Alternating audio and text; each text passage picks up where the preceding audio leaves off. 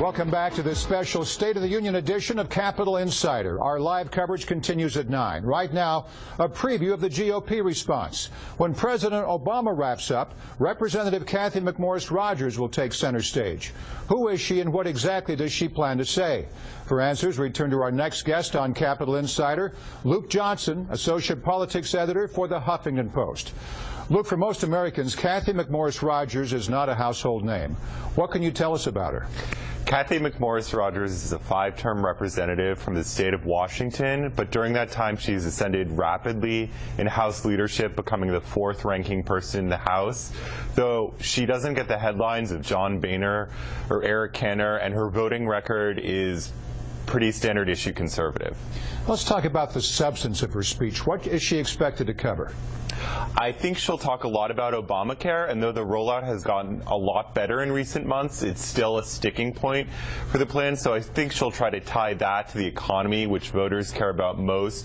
And she'll talk about a few other economic issues. She'll probably talk about the Keystone Pipeline and call on Obama to approve that, though it has huge environmental concerns. Now, at least recently, the GOP set their response bar pretty low. Last year, Senator Marco Rubio's water bottle moment overshadowed the substance of his speech.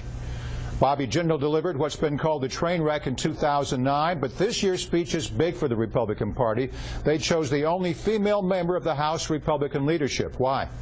I think they chose the only female member of the House Republican leadership because Republicans have a lot in the 2012 campaign to appeal to women, and Cathy McMorris Rodgers had 3 children while she was in Congress and yet was still a member of Congress. And I think choosing someone kind of more low profile is a sign that they realize that the response has limitations in what you can do. You're talking in front of a teleprompter rather than speaking to both houses of Congress with applause.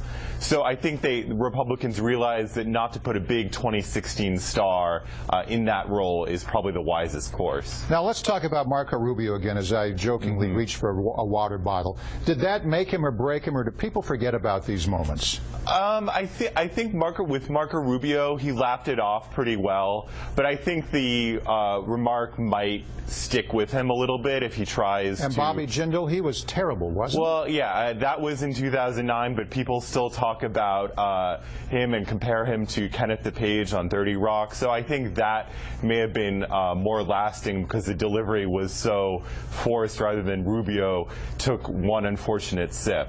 Yep. All right. Luke Johnson, Associate Politics Editor for the Huffington Post. Thanks for being with us. Thank you for having me.